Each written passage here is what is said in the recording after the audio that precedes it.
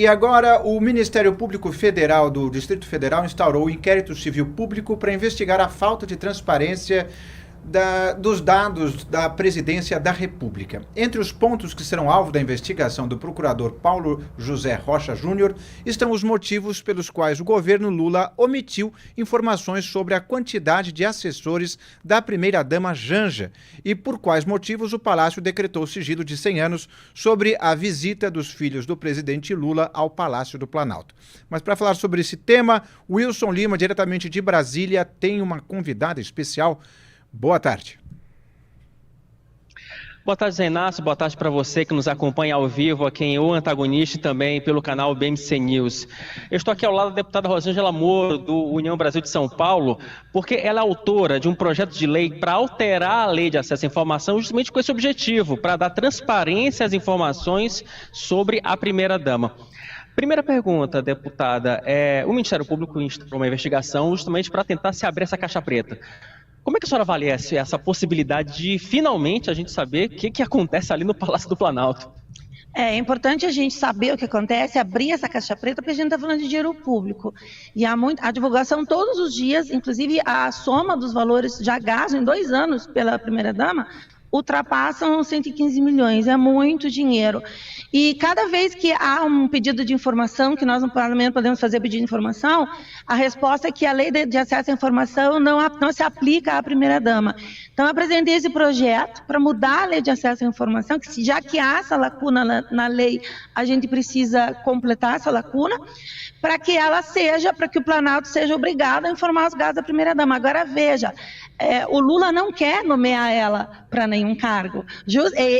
A lei não é só contra a primeira-dama, é contra esse modo ardil do presidente Lula. Porque se ele nomeia ela para alguma função ou para algum cargo, automaticamente a lei de acesso à informação incide sobre ela. Então, deixando ela nesse vácuo, eu não nomeio ela, mas eu uso ela para fazer gastos excessivos, que não estão, assim, até este momento, abrangidos no alcance de alguma lei, é por ali que ele gasta um dinheiro e a gente não tem controle. Então, a gente precisa estancar essa sangria desatada de gastar dinheiro público nessas somas milionárias que estão fazendo falta para outros segmentos da sociedade. É isso que a gente se pergunta, né? O que o presidente tanto esconde? Porque faz sentido, por exemplo, você declarar sigilo de 100 anos para uma visita de filho no Palácio do Planalto. Principalmente quando o presidente criticava isso, quando o presidente era outra pessoa. Então, a gente precisa... E sigilo não combina com administração pública, com probidade administrativa, com dinheiro público. Então, a gente precisa, por todas as frentes, vi projeto aqui de regulamentar a profissão de primeira-dama, não tenho uma opinião formada ainda sobre isso, tem esse projeto para a gente mudar a lei de acesso à informação, já conto com o apoio de 23 colegas que assinaram em coautoria comigo, tem esse procedimento do Ministério Público que tem que investigar, sim, e a gente tem que acabar com essa história de ela ter bônus, mas não tem ônus, que quem está exercendo função pública, ela está indo para Roma representar o presidente. Agora em março, não é? Agora, fevereiro. Tem um bastidor ali que ela está viajando com os ministros, então, quanto está gastando? Por que está gastando? Quem é a equipe dela? Né? Isso sim vai tornar essa atuação sui generis da primeira-dama de uma maneira mais clara. Porque definitivamente você precisa dar transparência. É aquele princípio que, inclusive, o Sérgio Moro falava muito nas suas decisões. A transparência é a regra. Você tem que ocultar só casos, uma exceção da exceção da exceção, e não é o caso da primeira-dama. Não é o caso da primeira-dama quando ela se coloca na função de representante e exercendo funções que não seriam da alçada dela, que são dos ministros, que são dos secretários, que é do próprio presidente Lula. Então, eu espero que com esse projeto a gente consiga aí ajustar essa lacuna da lei e cobrar a transparência ainda mais das ações da primeira-dama. Deputada Rosângela Moro, muito obrigado pela sua entrevista aqui no Meio Dia em Brasília. Espero contar com a sua participação em outros episódios do nosso programa. Eu que agradeço. Bom dia para vocês. Eu entrego para São Paulo. Obrigado, Wilson. Eu já fico com você para uma pergunta. As chances de termos realmente uma reação do governo a essa, digamos assim, investida da oposição, existe ou para eles interessa justamente não falar sobre o assunto, não vitimizar nem nada para ver se some do radar? Não, para o governo interessa você esconder esse processo o máximo que puder, essa que é a questão. Só que é o seguinte, há um movimento coordenado da oposição justamente para você expor esse tipo de gasto, para justamente expor essa situação. Porque não é só o projeto da deputada Rosângela Moro, também tem 5 requerimentos de informação que foram apresentados ontem pela oposição. Então, de fato, é uma frente que ela vai ser uma frente de batalha a partir de agora. Rodolfo Borges. A primeira-dama se colocou nessa posição, né, como a deputada Rosângela Moro comentou. Foi ela que buscou esse protagonismo, continua buscando. A gente até tem acompanhado aqui no Antagonista, porque ela vinha publicando a agenda, inclusive, a agenda pública, que era uma das cobranças que foi feita oficialmente. Olha, o que a primeira-dama está fazendo? Já que ela está fazendo tantas coisas, vamos informar o que ela tem feito. E aí ela começou a publicar informalmente essa agenda. Então eu dizia que ia se encontrar com o ministro. Ontem ela publicou que não teria agenda pública. E hoje ela não publicou nenhuma agenda. Estamos esperando ainda para ver se vai ter agenda.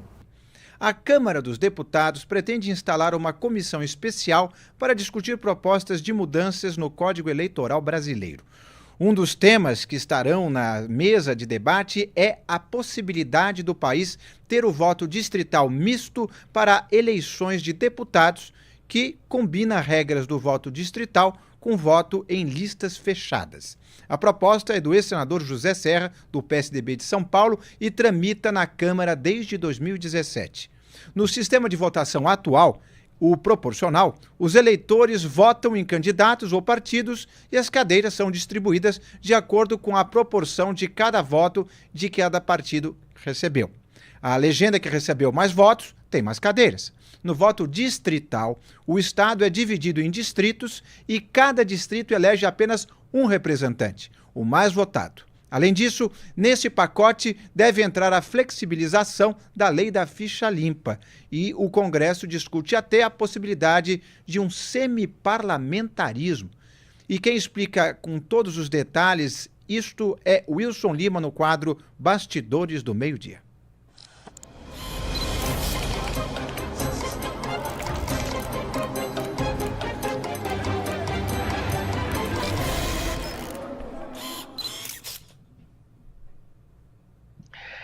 Meu amigo, como dizem por aí, eu lembro daquele deputado federal que dizia pior que tá não fica. Enfim, ele errou muito feio, porque pior que tá, fica e vai ficar muito. A questão é a seguinte, lembra daquele projeto de lei que foi proposto pelo deputado Bibo Nunes para você reduzir o período da inelegibilidade? Existe essa primeira possibilidade, tá? Existe essa primeira corrente que nós revelamos na semana passada aqui em Um Antagonista de forma exclusiva. Só que agora, a ideia de alguns parlamentares é incluir esse ponto no projeto de lei de reforma política, que ele vai falar sobre várias coisas.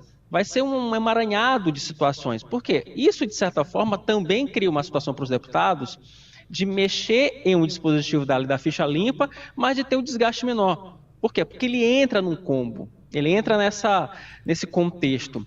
E entre os pontos, como você bem falou, Inácio, o ponto central desse projeto de reforma política é a introdução do voto distrital misto. É um negócio complicado, mas eu vou tentar explicar aqui de forma mais simples para você que está em casa. Hoje, funciona o voto proporcional. Você vota no deputado, mas o voto vai para o deputado e também vai para a legenda. Então, por exemplo, se nós tivermos 10 deputados de uma mesma legenda recebendo votos, e tem 2 vagas, os 2 mais votados dentro daquela legenda vão ser eleitos. Deputados federais em geral, o voto proporcional funciona dessa forma. No distrital, o que acontece? Você vota numa lista fechada, dentro de um distrito. São Paulo, Brasília, enfim, dentro de uma região. Então, esse sistema, você também empodera um pouco os caciques partidários, que é isso que está se tratando aqui, mas deixa também o voto mais próximo, porque você, em teoria, vai conhecer aquele deputado eleito por aquele distrito. Então, a ideia é você juntar esses dois sistemas. Essa proposta nunca avançou na Câmara, porque é uma mudança muito complexa. Os deputados falam, olha, mas a gente precisa reeducar o povo a votar, vai ser algo muito complicado. Agora tem um pouco mais de chance, por quê? Porque entra nesse combo de ficha limpa, entra também aquele projeto para abonar multas de partidos, enfim, entra um pacote completo. Então, nesse contexto, pode ser que essa proposta avance. E, para completar, ainda tem a PEC do semiparlamentarismo, que foi que já tem o número mínimo de assinaturas do deputado José Carlos Rauli, que também tem esse objetivo de dar maior força para o Congresso Nacional, força que hoje já existe na prática. Só que com a PEC do semiparlamentarismo, você colocaria isso no papel, colocaria isso assim, de forma transparente, de forma pública para todo mundo. Ou seja, Inácio, vamos ficar de olho porque muita coisa pode mudar nos próximos 2 anos. De fato. Já convido o Rodolfo Borges para opinar o que você achou desse pacotão, o que te chamou mais atenção e o que você gostou ou não dele. A ideia central do pacote é péssima porque é para despistar. Então você põe um monte de coisa para aprovar aquilo que você de fato quer aprovar, que no final das contas é reduzir o tempo de inelegibilidade na ficha limpa. E aí é o que a gente sempre diz aqui, as regras, qualquer regra pode funcionar, desde que quem participa das regras siga as regras e tenha boas intenções. A gente tinha expectativa de tirar, por exemplo, o patrocínio privado de campanha eleitoral, de que as coisas iam melhorar. Aí aumentou muito o gasto e cada vez, a cada eleição, aumenta mais o gasto público com as eleições. E aí é a parte ruim dessa história. Se você for gastar demais, gastar o dinheiro público com eleição é ruim. Então, talvez fosse melhor voltar com o gasto privado, a partir dessa perspectiva, mas aí aumenta a promiscuidade com empresas. Então, assim, tudo isso, o voto distrital pode ser bom, agora, diga isso. Não, Rodolfo, você falou do voto do financiamento. Tem deputado que defende que essa questão do financiamento privado volte também nesse pacote de reforma eleitoral. Só para constar. E esse é outro problema, é mudar a regra toda hora. Tem regra que é mudada e ela não sobrevive nem até a eleição seguinte, porque ela já foi mudada de novo. E vale para uma eleição e para outra não vale. Então, vários problemas nesse pacote, um deles é mascarar. Vamos mencionar aqui, né? Vamos enumerar. A ocasião, o motivo pelo qual ele está sendo feito, para esconder a real intenção, um monte de coisa que é muito difícil de entender e de explicar, né? E ainda o fato de que tudo muda toda hora. Então, da forma como funciona, tanto faz como vai ser o sistema. Vai ser ruim o sistema que foi implantado. Rodolfo, só para ratificar aquilo que você está falando, eu cubro Câmara e Senado já há 10 anos. Eu acho que eu estou aqui nesse rame há 10 anos. Olha, eu acho, assim, contando de cabeça, essa deve ser a 5ª, 6ª ou 7ª mini-reforma ou reforma eleitoral que eu já acompanho. Então, assim, é toda hora uma mudança e, assim, esse é que é o ponto. Você tem uma mudança do ano, aí você não espera a mudança de fato maturar, depois, não, já vamos mudar porque a coisa já não funciona direito. Então, aí vira esse pandemônio de legislação.